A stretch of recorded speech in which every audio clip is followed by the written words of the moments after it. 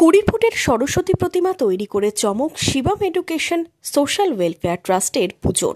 সুতির অরঙ্গাবাদ কলেজে পুজোকে ঘিরে চলছে 3 দিন ব্যাপী সাংস্কৃতিক অনুষ্ঠান ও সারা বাংলা প্রতিযোগিতা।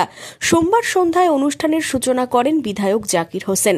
অনুষ্ঠানে উপস্থিত ছিলেন বিশিষ্টজনেরা। বুধবার পর্যন্ত কলেজে চলবে নানা অনুষ্ঠান। উৎসবে জাতি ধর্ম নির্বিশেষে সবাই আমরা আনন্দ উপভোগ করব এবং এই উৎসবের মাধ্যমে হিন্দু মুসলিম জৈন খ্রিস্টানদের মধ্যে একটা মেলবন্ধন তৈরি হবে, ছাত্রছাত্রীদের মধ্যে একটা ঐক্যতা আসবে এবং এর মাধ্যমে সংস্কৃতি জগতের একটা উন্নয়ন ঘটবে। সংস্কৃতিতে আগ্রহী হয়, নাচ গান নাটক কবিতা অঙ্কনের নিজের প্রতিভা বিকাশ করে আগামী দিনে যাতে আমাদের এই সুতি থেকে অরঙ্গাবাদ থেকে বীর শ্রমিক ঘরের ছেলেমেয়েরা উঠে গিয়ে বড় জায়গায় যেতে পারে, সেই আশা আমরা রাখবো।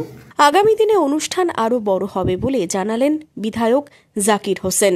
আজকে আমরা সকল ইন্ডিয়ান আমরা সরস্বতী পূজা দেখতে এসেছি, আমরা সকলে মিলেমিশে দেখব এবং আনন্দ ভোগ করব।